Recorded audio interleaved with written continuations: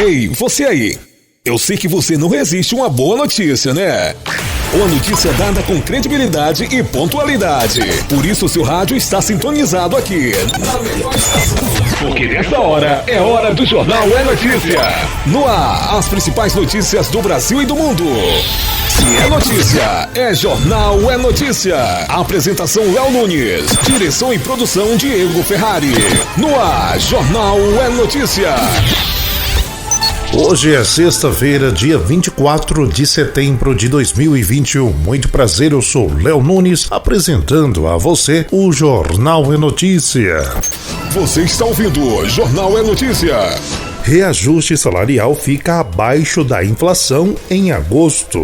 No mês de agosto, o reajuste salarial mediante no país ficou 1,4 ponto percentual abaixo da inflação, considerando como base o Índice Nacional de Preços ao Consumidor, INPC. Apenas 9,5% das negociações resultaram em ganhos reais, de acordo com o Boletim Salariômetro, divulgado ontem, dia 23, pela Fundação Instituto de Pesquisas Econômicas, FIPE. O reajuste médio negociado foi de 8,5% em agosto, enquanto o INPC, no acumulado de 12 meses, ficou em 9,9%. O piso salarial mediano, modelo que corrige discrepâncias, negociado foi de R$ 1.255 em agosto, enquanto o piso médio foi de R$ 1.396. O salariômetro analisa os resultados de 40 negociações salariais coletivas, que são depositados no portal medidor do Ministério da Economia. É destaque, é Jornal é Notícia. O Ministério da Justiça instaurou nesta semana o 4º processo administrativo contra operadoras de telefonia celular. As duas primeiras investigações começaram em agosto e o alvo eram a TIM e a Claro. Desta vez, as empresas Oi e Vivo terão que prestar esclarecimentos pelos mesmos motivos. Utilizar o termo 5G em campanhas publicitárias, veiculadas antes mesmo de acontecer o leilão de frequência pela Anatel. Se confirmada a suspeita de propaganda enganosa, é configurada uma infração ao Código de Defesa do Consumidor, já que as informações estariam sendo repassadas de maneira pouco clara, induzindo os consumidores ao erro. Toda a investigação está sendo conduzida pela Senacom, a Secretaria Nacional do Consumidor. As empresas têm 10 dias para apresentar defesa. Lilian Brandão, diretora do Departamento de Proteção e Defesa do Consumidor do MJ, explicou que essas apurações podem ser decorrentes de denúncias de consumidores por iniciativa da própria secretaria ou com base em informações divulgadas na mídia por meio de campanhas publicitárias. A fiscalização de propagandas enganosas ou de publicidade abusiva é feita por meio de denúncia de cidadão, de empresa, de ofícios de Ministério Público, de PROCONs, mas também pode ser iniciado por iniciativa própria aqui da Secretaria, por exemplo, ou a partir de alguma notícia da mídia. Nesses casos mais recentes, foram feitos a partir de notícias que foram divulgadas amplamente na mídia e que são, inclusive, juntadas no processo. Em nota, a Vivo destacou que no site da operadora há informações claras sobre a tecnologia 5G, aparelhos compatíveis, além de um perguntas e respostas completo. A empresa explicou que em maio já prestou esclarecimentos à Senacom após ser notificada. Até o fechamento dessa reportagem, a Oi não havia respondido aos nossos e-mails. De acordo com o Ministério da Justiça, a TIM e a Claro, notificadas em agosto, já apresentaram as contestações. Agora precisam aguardar a decisão da Justiça. Caso sejam condenadas, poderão pagar multa de até 11 milhões de reais. Um aviso importante, que quem se sentir lesado por operadoras de celular ou qualquer outra empresa pode registrar uma denúncia no portal do Governo Federal em consumidor.gov.br ou procurar o PROCON da sua cidade. Da Rádio Nacional em Brasília, Beatriz Albuquerque. Você está ouvindo Jornal é Notícia. Com exceção do Espírito Santo e do Distrito Federal, todas as outras unidades da Federação continuam com tendência de queda no indicador de ocupação de leitos de Covid-19 e nenhum estado está na zona crítica com taxa superior a 80%. As duas unidades da Federação estão na zona de alerta intermediário, com taxas de 65% e 66%, respectivamente. urgente. As informações estão na edição extra do Boletim Observatório Covid-19, divulgado pela Fundação Oswaldo Cruz. Este analisou a semana de 13 a 20 de agosto. Os especialistas do Observatório da Fiocruz enfatizam que, apesar da melhoria dos indicadores, ainda é necessário cautela e atribuem os resultados à vacinação. A pesquisadora Margarete Portela considera fundamental a ampliação da vacinação para os adolescentes, que serão beneficiados no retorno de suas atividades escolares e sociais.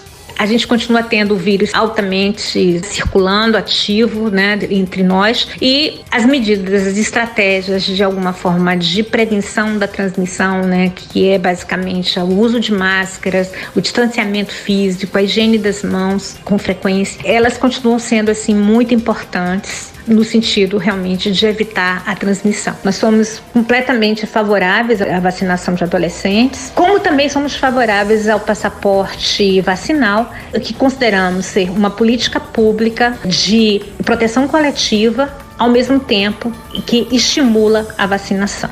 Entre as capitais, as internações em UTI por Covid-19 caíram de 76% para 58% em Boa Vista. O município é o único no estado de Roraima com leitos de UTI para Covid-19 na rede pública. Também saíram da zona de alerta as cidades de Curitiba, com redução de 64% para 58%, e Rio de Janeiro, de 82% para 75%.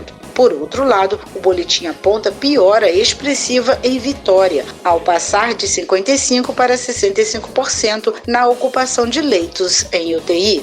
Da Rádio Nacional no Rio de Janeiro, Cristiane Ribeiro. É destaque, é jornal, é notícia. A cidade do Rio de Janeiro vai realizar em outubro 3 eventos com grande número de público em locais abertos. É um teste e a prefeitura tomou a decisão com base na redução das internações hospitalares por Covid-19, no número de mortes pela doença e no avanço da vacinação na cidade.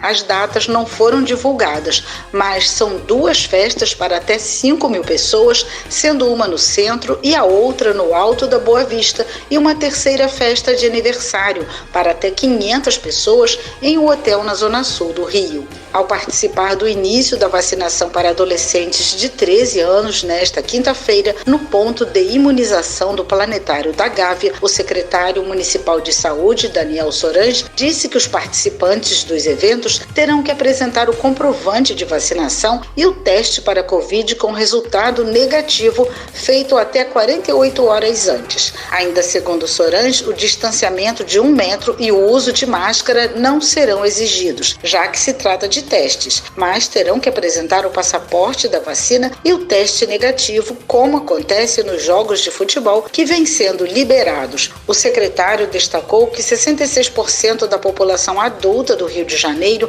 estão com o esquema vacinal completo, o que reflete na melhoria do cenário epidemiológico da cidade. Atualmente, a taxa de internação hospitalar por Covid-19 na rede pública é de 53%, a menor desde o início da pandemia.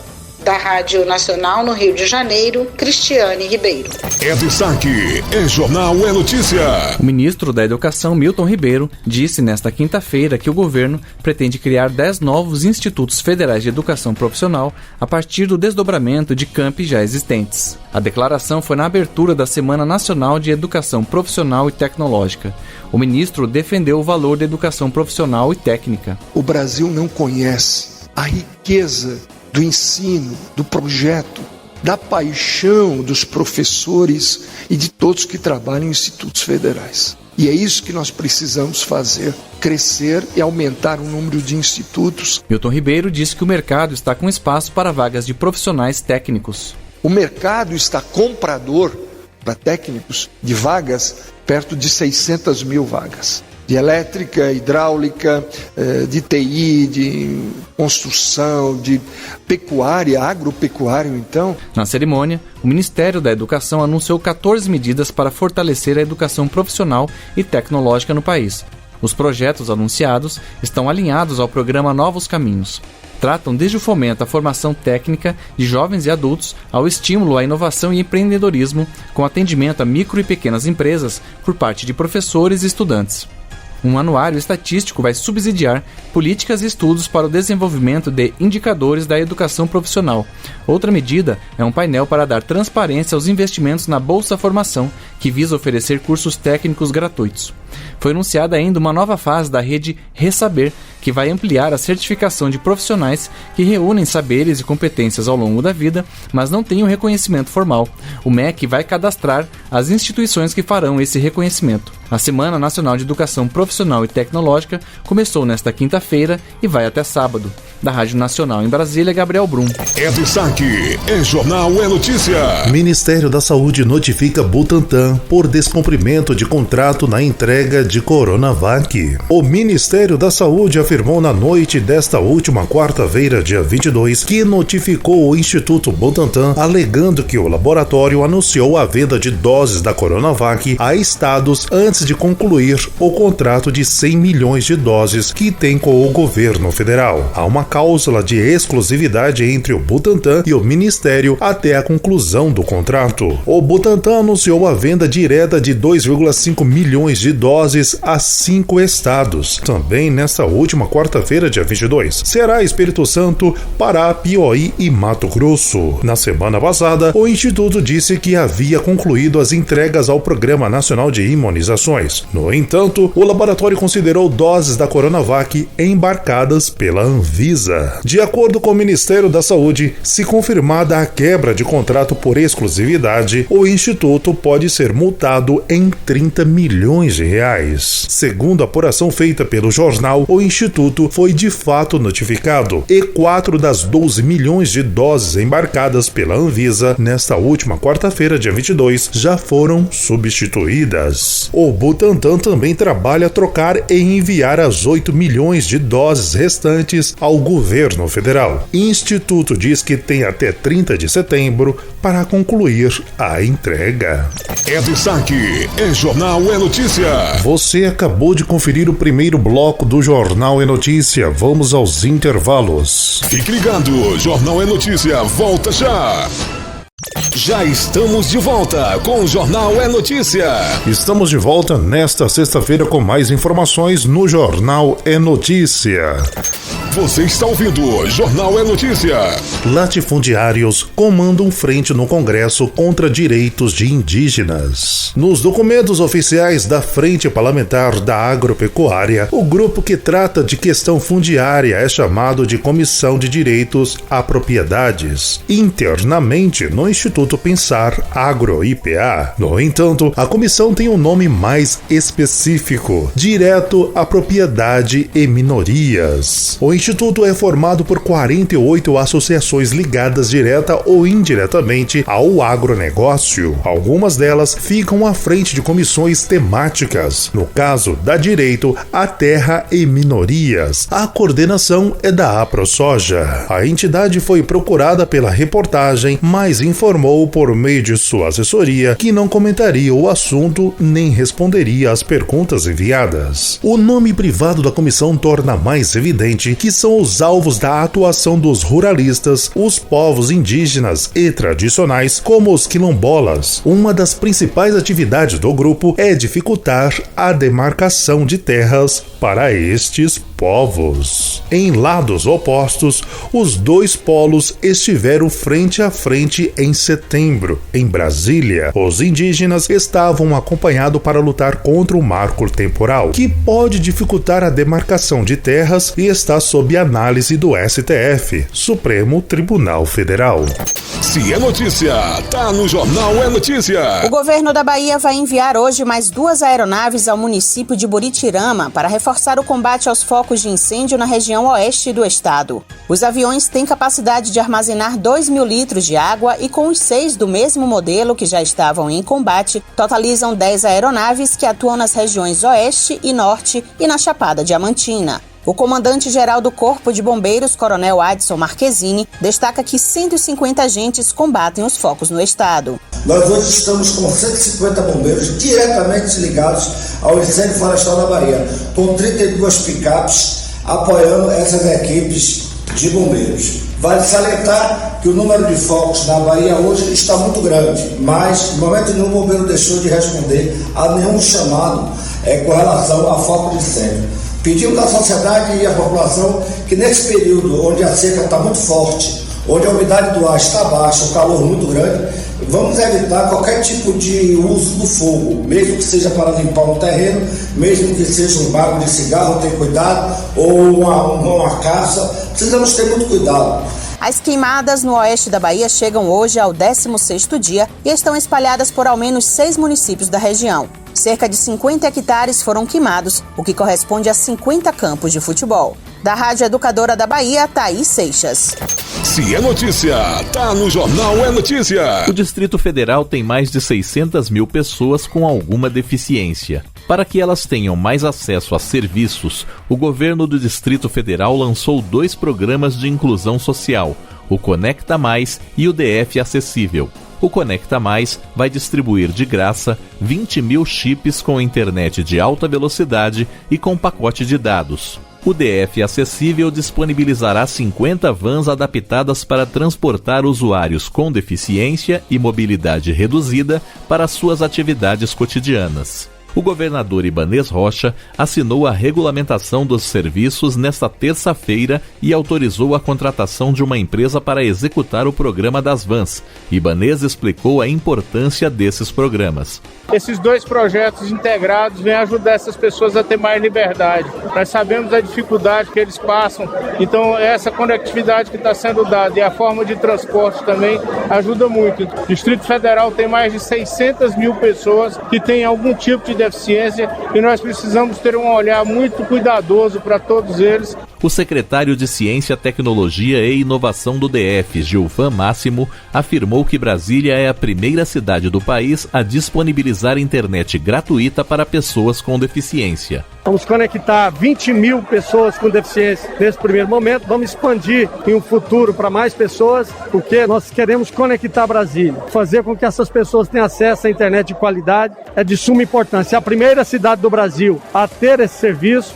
Para mais informações sobre o programa Conecta Mais, acesse o site da Secretaria de Ciência, Tecnologia e Inovação, sect.df.gov.br. Para saber sobre o programa DF Acessível, acesse o site da Secretaria da Pessoa com Deficiência, cepd.df.gov.br. CEPD se escreve S-E-P-D. Com supervisão de Nádia Fadiani, da Rádio Nacional em Brasília, Tony Ribeiro. É destaque, é Jornal É Notícia. Um homem acusado de divulgação e distribuição de imagens de exploração sexual de crianças e adolescentes foi alvo da Operação Waterloo da Polícia Federal nesta quinta-feira. O usuário de um aplicativo canadense de mensagens foi identificado na cidade de Carutapera, a cerca de 500 quilômetros da capital do Maranhão, São Luís. Segundo a polícia, a investigação começou depois que a empresa canadense que administra o aplicativo de mensagens detectou a troca de arquivos contendo as imagens de exploração sexual de menores. A denúncia, por meio de relatório, foi enviada à Polícia do Canadá, vinculada à Interpol. A ferramenta permite a troca de mensagens somente com o nome de usuário e nem precisa estar ligado a um número de celular. Após muitas investigações, a PF identificou o morador do interior do Maranhão. Durante a operação, a residência dele foi alvo de busca e apreensão. A polícia levou computadores, discos rígidos, mídias magnéticas, pendrives e outros materiais relacionados à pornografia infantil. Todos os arquivos encontrados devem servir de provas contra o investigado, que pode responder pelo crime de disponibilização e divulgação de material de pornografia infantil previsto no Estatuto da Criança e do Adolescente. A pena pode chegar a 6 anos de prisão para cada compartilhamento feito por ele. A Operação Waterloo tem esse nome em referência à Universidade de Waterloo, no Canadá, onde estudaram os criadores da empresa responsável pelo aplicativo de mensagens. Da Rádio Nacional em Brasília, Sayonara Moreno. É destaque, é Jornal É Notícia. As discussões sobre a reforma administrativa na Comissão Especial da Câmara começaram por volta das 11h30 da manhã. Ainda não há consenso para a votação do parecer do relator deputado Arthur Maia, do DEM da Bahia. Para se ter uma ideia, o texto apresentado nesta quinta-feira é a 5ª versão do relatório. Parlamentares se articulam para definir como será a discussão. Mais cedo, por exemplo, os deputados contrários à proposta se reuniram para traçar estratégias na tentativa de barrar a matéria e já começaram a reunião obstruindo os trabalhos. Entre os pontos polêmicos, a possibilidade de redução em até 25% de jornadas e salários de servidores públicos, além da previsão de um artigo que permite parcerias entre governos e a iniciativa privada para a prestação de serviços públicos. A proposta também amplia o prazo de contratos temporários de servidores de 6 para 10 anos. Esses contratos deixam de ser uma exceção pelo texto. Caiu ainda a previsão de foro privilegiado para delegado-geral da Polícia Federal e a transferência da PF para a competência do Judiciário, entre outros pontos. No entanto, estão mantidos os privilégios de juízes e promotores. Na versão anterior, a proposta retirava, por exemplo, a concessão de férias superiores a 30 dias para magistrados e membros do Ministério Público. Também está mantida a aposentadoria compulsória como modalidade de punição para os magistrados e membros do MP. Da Rádio Nacional em Brasília, Cariane Costa. É destaque, é jornal, é notícia. O Ministério da Saúde voltou a recomendar a vacinação de adolescentes de 12 a 17 anos sem comorbidade. E a vacina recomendada é a da Pfizer. Foi o que explicou ontem o secretário executivo do Ministério, Rodrigo Cruz. Então hoje o Ministério não suspende mais de forma cautelar a imunização em adolescentes sem comorbidade. Então essa vacinação hoje tem aprovação da Anvisa, então está liberada pelo Ministério e mostrou-se que de fato os benefícios para imunizar esse grupo são maiores do que os eventuais riscos de efeitos adversos na imunização desses adolescentes. É que essa recomendação tinha sido suspensa na semana passada porque o Ministério ia apurar se a morte de uma jovem de 16 anos em São Bernardo do Campo estava relacionada à vacina. Mas o comitê técnico criado para isso avaliou que não. A morte não tem relação com a vacina. Aliás, o secretário executivo reforçou que o imunizante é seguro.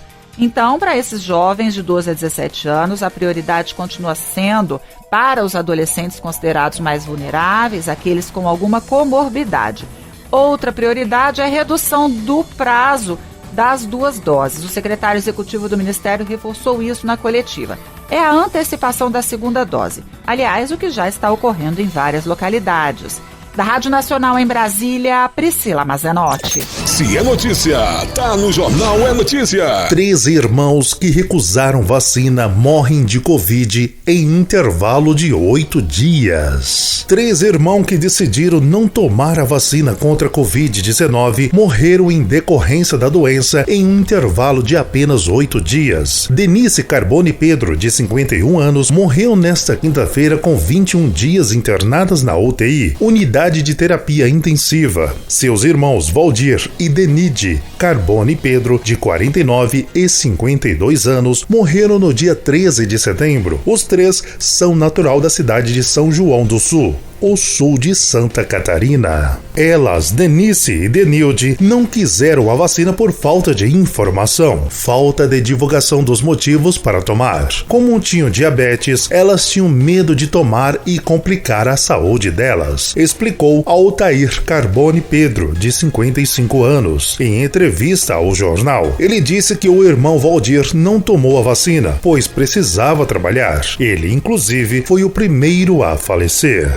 Os 3 irmãos, que moravam muito próximos na Vila Santa Catarina, comunidade rural de São João do Sul, Santa Catarina, se infectaram junto ao menos 12 familiares, disse Altair. No final de agosto, eles já estavam internados, sendo transferidos para UTIs de um hospital da cidade de Sombrio, Santa Catarina. Altair relata que familiares, incluindo uma família inteira de um primo, foram se vacinar depois de seus pedidos nos velórios menores dos irmãos. Diante da situação que a gente viveu e estamos vivendo, nunca sabemos por que não vão vacinar.